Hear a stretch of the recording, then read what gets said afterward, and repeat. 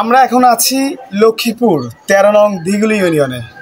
এই দিঘলি ইউনিয়নের পাশে এই বাড়িটি আসলে একেবারেই বুক সমান পানি।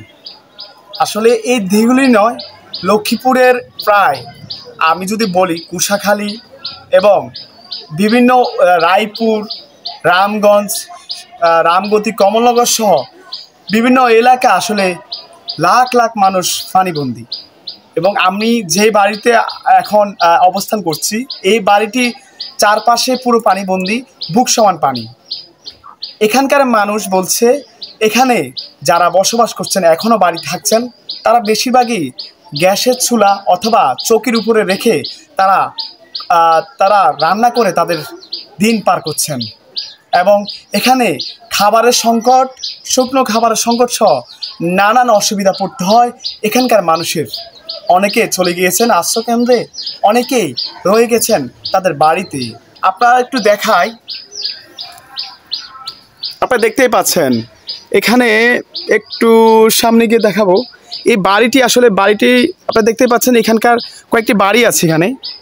আমি এখন যতই সামনে যাচ্ছি ততই আমার বুক পরিমাণ পানি চলে এসেছে। এবং এদিকে দেখতে পাচ্ছেন এদিকের মানুষগুলা,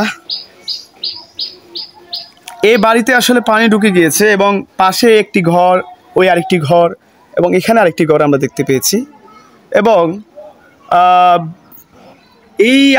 এই রকম সব জায়গায় আসলে পানি উঠে গিয়েছে।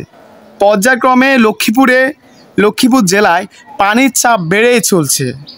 এইভাবে যদি হতে থাকে তাহলে লক্ষ্মীপুরের ফেনী কিংবা কুমিল্লা অথবা নোয়াখালীর চেয়েও ভয়ানক রূপ ধারণ করবে। যদিও এখনও অনেক জায়গায় আসলে পানিবন্দী লাখ লাখ মানুষ।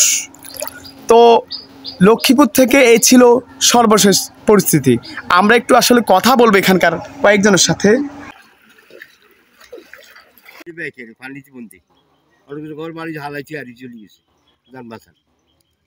পুরাটা ইউনিয়নে ভয়াবহ অবস্থা এবং অত্যন্ত অনেক জায়গায় আছে যেটা এই গলা পর্যন্ত পানি। অনেক লোক অনেক জায়গায় চলে গেছে, যারা স্কুলে মাদ্রাসাতে, অনেকে তিনতলায় যাই ওখানে অবস্থান করেছে। এবং এইটা হলো মূল রাস্তা, যেটা মাদারি টু দাসহাট পর্যন্ত গেছে। এই রাস্তার এই পরিস্থিতি হলে ভিতরে কি পরিস্থিতি, অনেকে ওখানে যাওয়াইতে পারে না এবং নৌকার কোনো ব্যবস্থা নাই।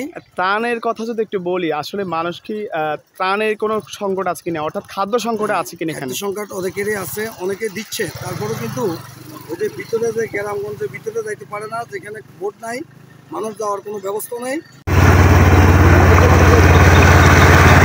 মানুষের হৃদয়ের বন্ধনে দেশ ও জাতির ভবিষ্যতের কল্যাণে গৃহ নির্মাণ সামগ্রীর বিশ্বস্ত এক প্রতিষ্ঠান messrs Haider enterprise, Dhanhata road, Raipur, Lakshmipur.